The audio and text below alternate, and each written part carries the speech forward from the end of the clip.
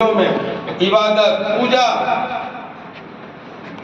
ये होम यज्ञ पत्राचार प्रधानमंत्री को, राष्ट्रपति को, मुख्यमंत्री को आप ऑर्गेनाइज करते रहे, सोशल मीडिया पर एक्टिव रहे, ट्विटर ट्रेंड चलाया, ये सब होता रहा और आज आपका सिपाही आपके बीच खड़ा है। इसलिए मैं आपका भी आभार प्रकट करना चाहता हूँ। साथियों, ये चुनाव का माहौल है। मैं देख रहा था कि जब मैंने देखा कि जेडीयू का झंडा ज़्यादा है तो हमने कहा कि बीजेपी का झंडा कहाँ, हम का झंडा कहाँ। मैं पीछे से पूछ रहा था तो कहा कि हाँ, हम का भी झंडा है और बीजेपी का झंडा शायद कहीं बगल में दबा हुआ।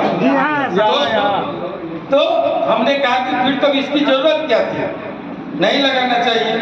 चुनाव बहुत टुनका हो, छोटी छोटी बात को लोग नजर करते हैं, ख्याल रखते हैं। तो लोगों ने कहा क्योंकि इस पर चुनाव चिन्ह है और कैंडिडेट तीर लेके आई है, इसलिए संभवतः ज्यादा लग गया। खैर, मैं आपसे निवेदन करूंगा कि इन छोटी छोटी बातों में आप माथा नहीं खपाएं। मैंने सुना जैसे ही हम आए तो लोगों ने कहा, ढाका के कार्यालय में मैं था, हमने कहा खुल के बोलिए। सीतामढ़ी में मैंने कहा कि खुल के बोलिए, जो भी मन में है सारी बात रखिए। नीरज हमसे मिले, हाँ नीरज हमसे मिले, हमने कहा कि नीरज बताओ क्या है तुम लोग को। कहा कि कुछ एनवायंस गुस्सा है। हमने कहा किस बात का गुस्सा है, तो बीजेपी की सीट थी और कट गई। तो लोगों को ये आक्रोश है, बीजेपी की 3 बार की सीट कट गई। मैं उनसे निवेदन करूंगा कि आप देखिए, गया में जेडीयू की सीट थी, अभी तो मैं किसी पार्टी में नहीं हूँ, तो मैं न्यूट्रल होके, देखिए हम चंद्रशेखर जी के शिष्य हैं। चंद्रशेखर जी संपूर्ण हिंदुस्तान में, संपूर्ण दुनिया में जहां भी लोकतंत्र है, एक पक्ष होता है सत्ता पक्ष, एक होता है प्रतिपक्ष। लेकिन चंद्रशेखर जी 4-5 दशकों तक भारत में रहे, भारत की राजनीति में रहे और उन्होंने भारतीय राजनीति को एक पक्ष और दिया, तीसरा पक्ष जिसका नाम निष्पक्ष।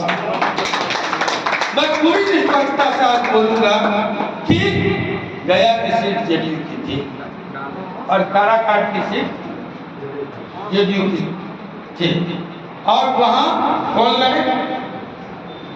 गया में जीतनराम मांझी लड़ रहे हैं और काराकाट में उपेंद्र कुशवाहा जी लड़ रहे हैं। अलायंस को लेके चलना है तो ये कुर्बानी देनी ही होगी। इसलिए इन बातों को आप निकाल दीजिए मन से। दूसरी बात, लोगों ने कहा कि लोग नारा लगाते हैं कि आनंद मोहन बाहरी। मैं एक बात कहूं, ये बहुत संकीर्ण बात है। हमारे प्रधानमंत्री कहाँ से आते हैं? गुजरात से। लड़ते कहाँ? बनारस से। तब ये कहकर के आप आनंद मोहन का अनादर नहीं कर रहे हैं, आप अपने शीर्ष नेतृत्व का अनादर कर रहे हैं। जिंदाबाद जिंदाबाद जिंदाबाद।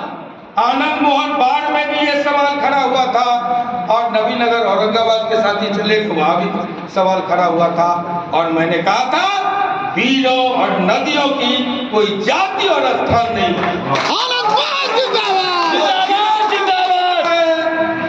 रास्ता बना लेता है या रुक जाता है, झील बन जाता है। क्या आप पानी पीते हैं साथियों? इसीलिए दकियन उसी बातों को छोड़िए। अब कहा गया वैश्य की सीट, माफ कीजिएगा, मुझे बहुत अच्छा लगा जब मनीष ने कल भाषण किया। आज आए कि नहीं?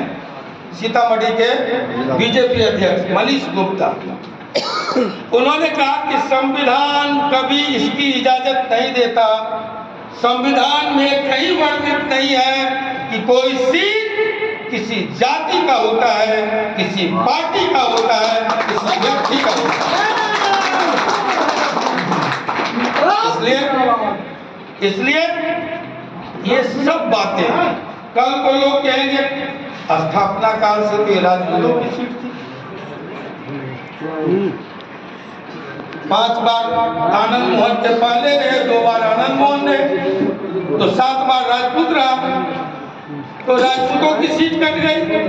हमको कहा गया था ये बात। तो साथियों, कभी इन बातों का गौर मत कीजिएगा, कभी भी याद रख लीजिए, गांठ बांध लीजिए, बतासा के लिए कभी मंदिर नहीं तोड़ा जाता।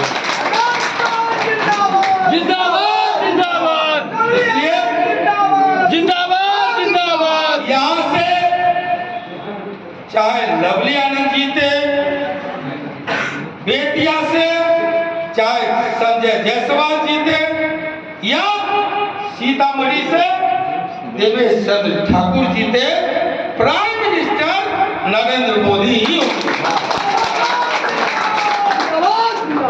इसलिए जिंदाबाद जिंदाबाद। हम सबको संकीर्णता से ऊपर उठ जाना है, छोटी छोटी बातों से ऊपर उठ जाना है। और साथियों, अब ये कार्यशाला कार्यकर्ताओं का है। कार्यकर्ता किसी भी पार्टी का बैकबोन होता है, रीढ़ की हड्डी होते हैं। आलीशान इमारत के नींव का ईंट कार्यकर्ता होता है। लहलहाते फसलों में खेतों में खाद का काम कार्यकर्ता होते हैं, और जीत भी कार्यकर्ता की होती है, और हार भी कार्यकर्ता की होती है। इसलिए जिंदाबाद जिंदाबाद। एक सिपाही, एक कार्यकर्ता, नेता नहीं, आपको ये संकल्प देता है कि आप सब संकल्प लें, एक एक सीट हमें जीत करके दिल्ली को देना है। लोगों ने कहा कि मोदी जी का नारा है अब की बार 400 पार। हम कहेंगे आजू बाजू ये हम दुनिया नहीं जानते, देश नहीं जानते, बिहार नहीं जानते, हमारे हिस्से दिया गया है आजू बाजू की 2 सीटें। सीतामढ़ी जहाँ हमारा भी क्षेत्र पड़ता है, 1.5 क्षेत्र पड़ता है, और 1.5 शिवहर का पड़ता है। अब 3 चला गया है पूर्वी चंपारण में। तो जो आजू बाजू की सीटें हैं वो हम कैसे देंगे एनडीए को जीत करके।